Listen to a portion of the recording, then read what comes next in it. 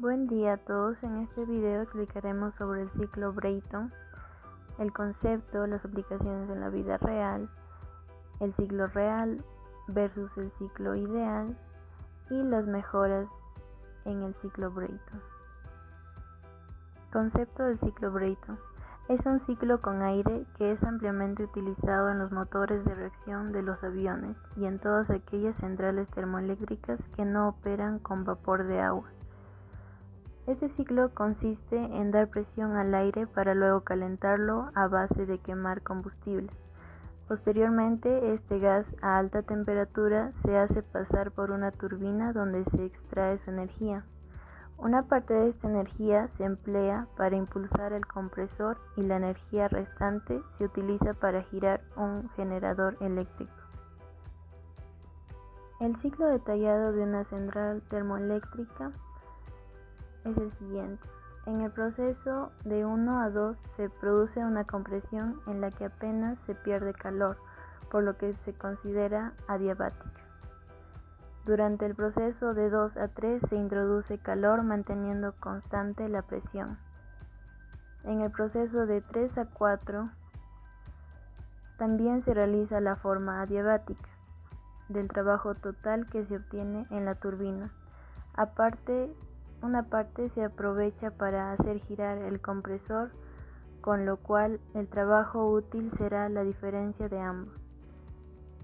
Y en la transformación de 4 a 1 se refrigera el gas para devolverlo a sus condiciones iniciales.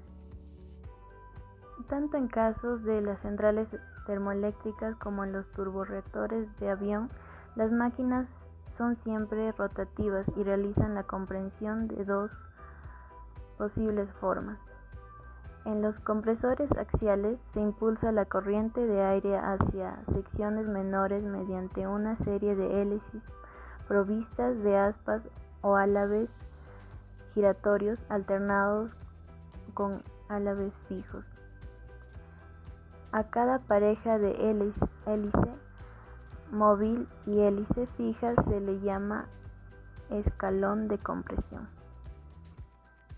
Los compresores centrífugos basan su función en impulsar el aire por fuerza centrífuga hacia una cámara que recorre toda la periferia del compresor. En este caso, los escalones son rodetes seguidos. La expansión en las turbinas se realiza haciendo pasar el gas de la alta energía por escalones similares a los del compresor, pero de sección cada vez mayor para compensar la progresiva pérdida de presión del gas. Aviones a reacción. La turbina solo extrae el trabajo necesario para mover el compresor y como el gas aún tiene energía en forma de presión, temperatura y velocidad, se aprovecha estas para impulsar la aeronave, haciendo pasar la corriente de gas a través de una pieza con forma de émbulo llamada torbera, y es la que se muestra en la imagen. Bueno, hoy día les voy a explicar el diagrama presión-volumen y temperatura-entropía. En la parte izquierda de nuestra pantalla podemos apreciar el diagrama presión-volumen y en la parte derecha de nuestra pantalla tenemos temperatura versus entropía. A continuación les voy a explicar los procesos de 1 a 2. En el proceso de 1 a 2 tenemos una compresión isoentrópica. ¿Qué quiere decir una compresión isoentrópica? Esto nos dice que nuestra entropía va a ser constante. Entonces, vayámonos al diagrama temperatura versus entropía. Vemos que el estado 1, entonces la entropía del estado 1 va a ser igual a la entropía del estado 2. Sigamos. Ahora tenemos el proceso de 2 a 3, donde añadimos calor a un proceso isobárico. ¿Qué quiere decir? A una presión constante. Entonces, esto quiere decir que nuestra presión en 2 va a ser igual a la presión en 3. Ahora, el proceso de 3 a 4. Ahí tenemos una expansión isoentrópica. Como ya lo dije, esa palabra isoentrópica nos hace referencia a nuestra entropía, que es constante. Entonces, la entropía en el estado 3 va a ser igual al estado 4. Y finalmente tenemos el proceso de 4 a 1, donde rechazamos el calor a un proceso isobárico, como ya lo dijimos, a presión constante. Entonces, nuestra presión en 4 va a ser igual a la presión en 1. Ahora vayámonos en una diferencia entre un ciclo Rankine y un ciclo Brayton. Ya sabemos que en el ciclo Brayton vamos a utilizar lo que es un compresor, que esto hace referencia que vamos a trabajar con el aire que es común o ya sea con otros gases ideales. Eso sería con respecto al ciclo Brayton. Ahora, el ciclo Rankine no trabaja con un compresor. Ellos trabajan lo que es con una bomba, que trabajan con líquidos. Eso sería una diferencia entre esos ciclos.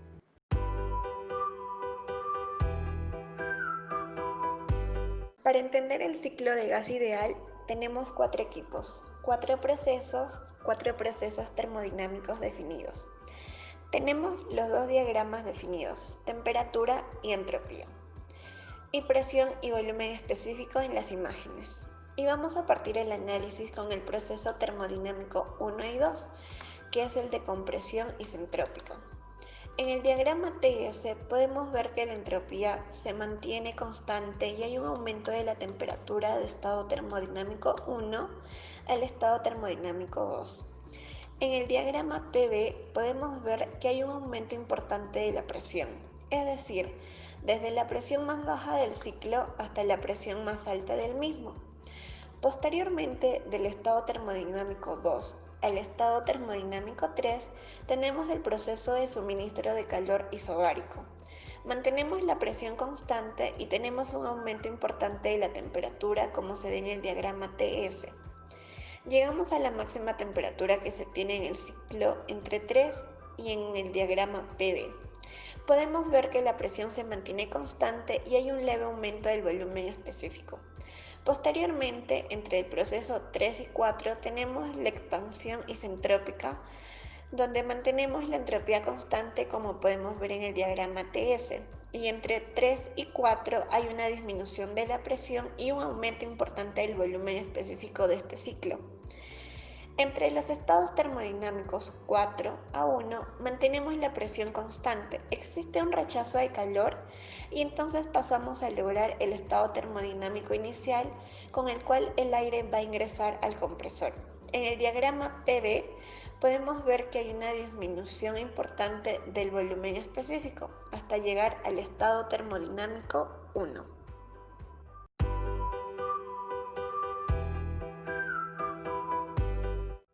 Ahora vamos a analizar el ciclo Brayton real, que se da un fenómeno en las máquinas, en particular en el compresor y en la turbina, debido a las elevadas velocidades de funcionamiento en su interior.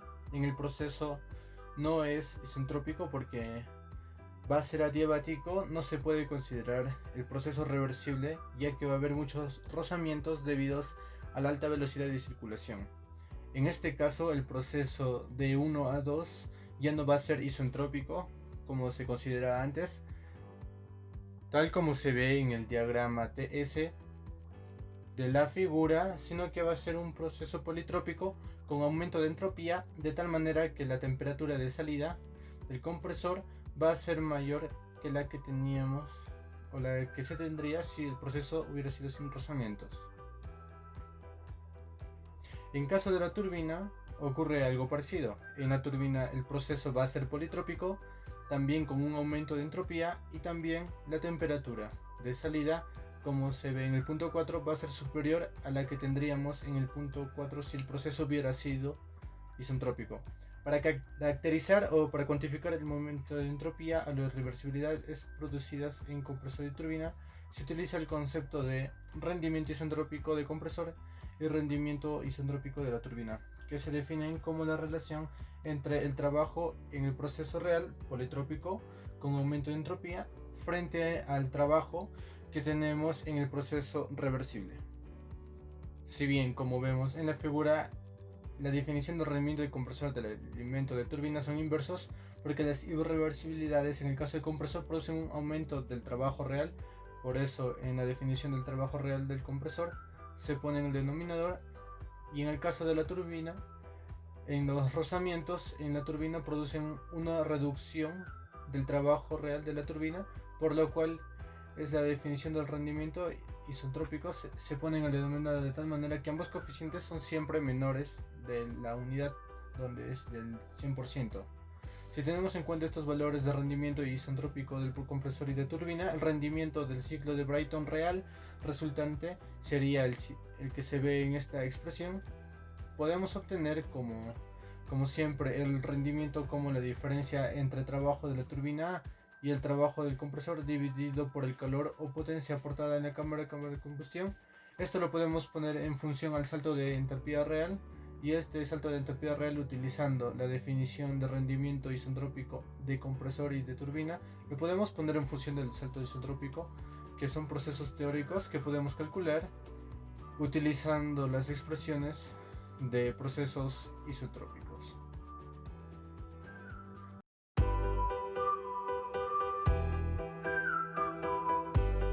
Bueno, continuando con la exposición, voy a exponer la parte de mejoras del ciclo Brayton.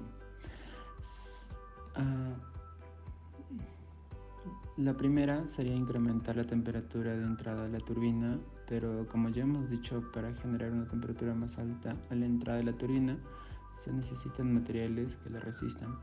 También se puede pensar en incrementar las eficiencias tanto del compresor como la turbina. Y finalmente podremos pensar en realizar unas modificaciones como interenfriamiento, regeneración y recalentamiento. Estas modificaciones van a suponer un incremento en los costos iniciales como en los costos de mantenimiento. Por lo tanto, ese incremento en el rendimiento y esa mejoría en la relación de trabajo de retroceso que se puede llegar a regenerar con estos procesos debe justificarse económicamente. La regeneración en estos ciclos se realiza de la siguiente forma. El fluido que es comprimido puede ser precalentado antes de ingresar a la cámara de combustión con los gases de escape de la turbina. De otra forma, se darían directamente hacia el ambiente, perdiendo todo el calor a la atmósfera. El dispositivo que permite intercambiar calor entre los gases de escape de la turbina, que están a una temperatura más elevada, y los gases que salen del compresor, que deben estar a una temperatura más baja para poder producir este intercambio de calor, se denomina regenerador. Podemos observar en el diagrama que los gases salen de la turbina en el estado 4, que tiene una determinada temperatura. Si este regenerador fuera ideal, lo que nos permitiría en este caso es sacar a este aire que se está precalentando a la misma temperatura a la cual entró el gas de combustión. Es decir, para un regenerador con una eficiencia máxima, la temperatura 5 de salida del aire precalentado sería esta que vemos aquí, que sería igual a la temperatura 4 de salida de los gases de combustión de la turbina. Lo cual queda representado en este denominador, en esta ecuación.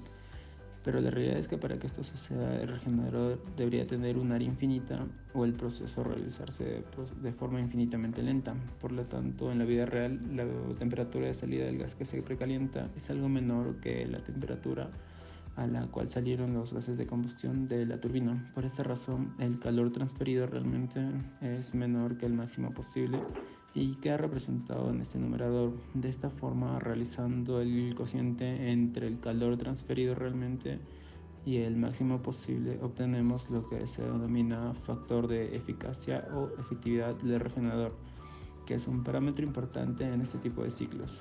Como se puede observar en el siguiente gráfico, si nosotros verificamos el rendimiento térmico del ciclo con regeneración, que además de estar en función de la regulación de presión y el exponente acá, está en función de las temperaturas máximas y mínimas, obtenemos unas curvas de este tipo que nos indican que el proceso de regeneración pueda generar rendimientos mucho más altos a relaciones de presión más bajas.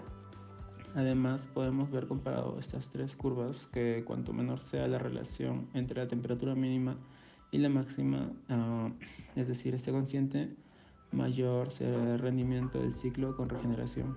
Por último, también podríamos pensar en realizar interenfriamiento en la compresión y recalentamiento en la expansión. Esto nos permitiría, por un lado, en el caso del interenfriamiento de la compresión en etapas, disminuir el trabajo del compresor. Y en el caso de expansión en etapas con recalentamiento, incrementar el trabajo de salida de la turbina. Esto lo que nos permite mejorar es justamente esa relación de trabajo de retroceso. El único problema es que al realizar interenfriamiento y recalentamiento nos termina reduciendo el rendimiento térmico del ciclo. Para esto es que el interenfriamiento y el recalentamiento se realizan siempre acompañados de regeneración que nos permitirán elevar nuevamente el rendimiento térmico del ciclo. Eso es todo, muchas gracias.